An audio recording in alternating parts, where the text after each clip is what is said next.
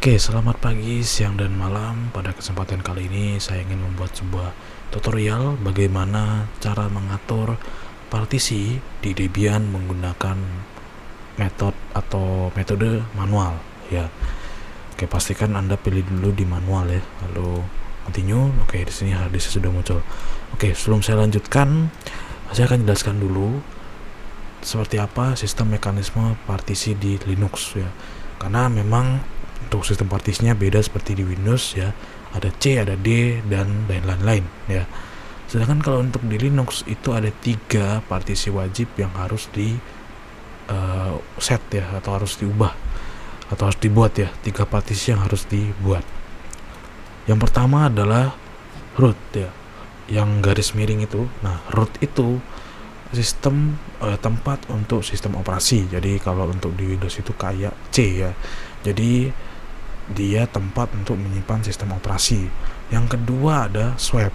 Swap itu digunakan untuk menyimpan virtual memory. Jadi beda dengan Windows yang virtual memorinya tergabung dengan C. Kalau di Linux itu terpisah. Dia terpisah dengan sistem atau root ya. Nah, yang 3 itu sebenarnya opsional tapi menurut saya wajib, yaitu adalah home. Home itu seperti D. Kalau untuk secara istilah kasarnya itu D ya di Windows.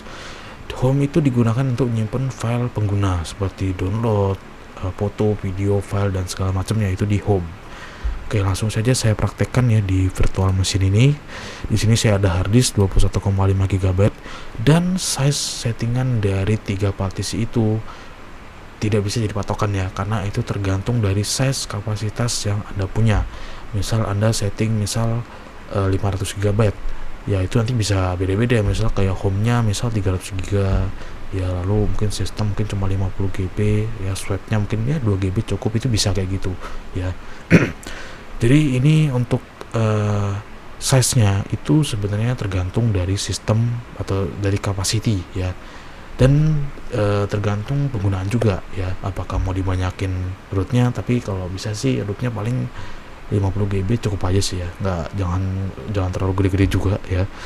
Oke, langsung aja di sini saya akan setting. Pertama pilih dulu untuk harddisknya, lalu klik continue, lalu klik yes, lalu klik continue lagi.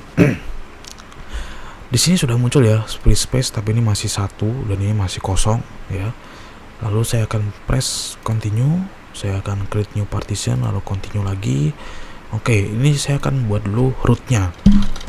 Seperti ini contoh, misal rootnya saya pengen 17 GB ya. Lalu continue lagi. Di sini primary saja ya. Beginning, habis itu di sini ext4 ya, pastikan ini ext4. Lalu di sini mount point-nya jangan lupa di garis miring ini ya, atau root ya. Jadi ini adalah tempat di mana sistem akan tersimpan. Jadi di sini ya. Sistem operasinya akan tersimpan di sini. Yang ini nggak usah diutak-atik, langsung aja continue. Jangan, ini di down dulu ya, di down baru continue. Lalu partisi kedua yaitu swap ya. Di sini pilih dulu yang free space-nya, continue, lalu create a new partition. Di sini contoh misal saya pengen buat mungkin 1 GB aja ya, cukup untuk swap-nya.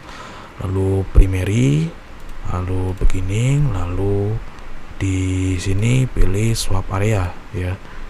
Swap area, lalu di sini down, lalu continue lagi.